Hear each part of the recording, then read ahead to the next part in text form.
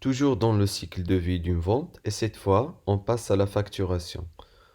Donc, vous avez validé un devis ou une commande client qui est prêt à être livré ou produite. Vous avez reçu votre paiement ou un avance du paiement. Donc, vous aurez à créer une facture. Pour ce faire, on clique sur Nouvelle facture. Comme on a fait pour une commande, on remplit les champs du compte client, les dates, le sujet et la description, et on ajoute les articles de notre facture, et enfin les notes et les conditions de paiement pour avoir une facture pro forma. Et bien sûr, choisir la devise convenable du compte client. Une fois les données validées, on enregistre notre facture. Après enregistrement, on se redirige vers la facture pour voir en détail les informations et les articles et on va pouvoir valider le document.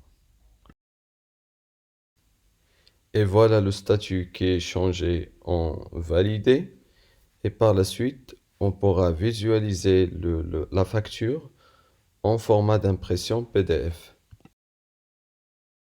Voilà, vous avez les informations d'en-tête de la facture, le numéro de la facture, l'expéditeur, le destinataire, les articles, les notes, les conditions de paiement et le pied de page de la facture.